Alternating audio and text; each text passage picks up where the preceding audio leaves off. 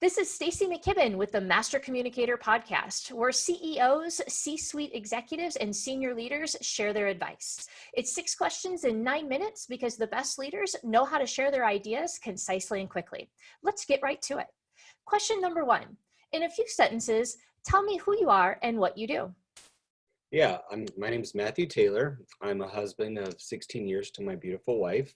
I have 3 kids. One's in middle school, and I have a set of boy-girl twins that are in elementary school. And for work, I am a healthcare data and tech professional. So what that means is I help people use data and technology to really rethink operations. And I've done that for the last 15 years in the healthcare space primarily. Wow. Well, that's very exciting stuff. And I know I'm really excited to hear what you have to say from the technology space. It's interesting. I just did a podcast yesterday, and one of the guests suggested that we get more technology-based leaders in to talk about their ideas from a leadership perspective, because it is such an integral part of our businesses these days. So Yeah. I'm really excited to hear what you have to say. Question number 2, what's the best thing about leading people from your perspective? So 2 things come to mind. I think one thing is it's dynamic. It's always changing. You're always getting people coming in and coming out. So I think that's forced me to just continue to learn about myself and just learn different tactics. So that's one thing. The other thing is, I think years ago, I finally figured it wasn't about me. It was, how could I use my influence, my position, my title to really help others be successful? And that's actually more fun when I do that. And so in turn, it actually helps me be more successful. So I think that's one of the most fun things, is just seeing other people thrive and do well. And you're a part of that. So Yeah. I think it goes towards that heart-centered leadership, right? Where it's that, we're there to actually serve others as opposed to, get them to do our bidding. yeah, exactly. Sort Yeah. of idea. That's great. Number 3, I often hear from other leaders that business would be great if it weren't for that pesky people part. And I'm curious in particular from a technology person who, loves computers. What do you think about that idea and that sentiment? Yeah, it's funny. It made me think about years ago, I was traveling in Germany because I did my master's over there. And I remember talking to this woman. She worked for a bank, and she said the same thing. She said, it would be so great if I didn't have to work with customers. And certainly, and I asked her, I said, well, if you didn't have any customers, you wouldn't have a job. And she did not get the question. Um, so I definitely see that in technology. There tends to be little appetite for the touchy-feely stuff, the team development, those kind of things. But I think when technical folks, especially when they can lean into that a little and they can make themselves available to it, I think they just become so much more effective, because a lot of them, there tends to be, it's just about the technology, but there's really so much more. So I think it's a really critical piece to being successful, and one that's not often appreciated enough in particularly the technical settings. Well, and particularly in the project management of getting things done, right? I mean, a lot of the new methodologies, Agile, Scrum, et cetera, really rely on, that constant and consistent improvement in communication, which I think is critical, right? Yeah. So it seems almost like it would be one begets the other now. Yep, absolutely.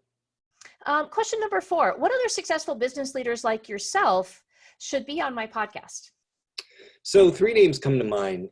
Cindy Langston. So she's the chief data officer at Excelis. She's just a really phenomenal leader on many accounts. Again, she's in technology, but she definitely brings that personal side as well. And then Dr. Chris Stanley, he's now at Sutter Health.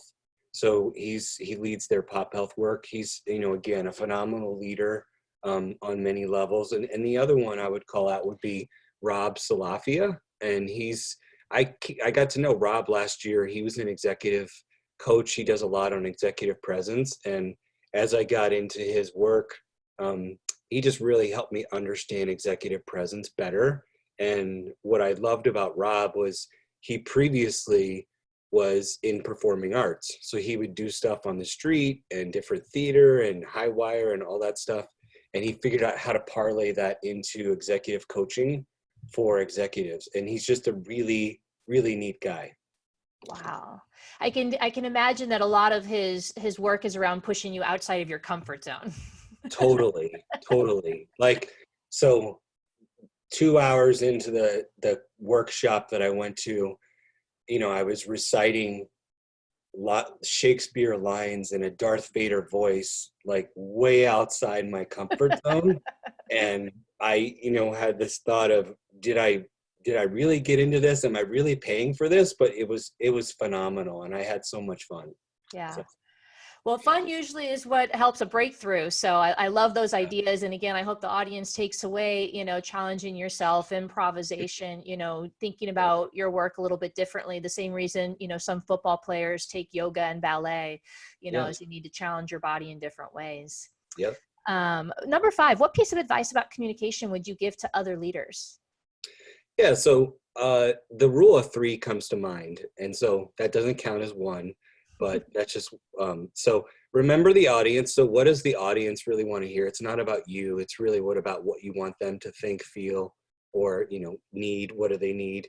Two, less is more. I think the tendency for us is just to always fill in the space, but I think um, just really simply less is more. And the third one is, and I think this is a big one, is just remembering that communication is a two-way street. So most of us spend a lot of time thinking about the sending of the message, the presentation, the slides, whatever it is, talking to somebody, but very few of us take the time to make sure that the message was received as intended.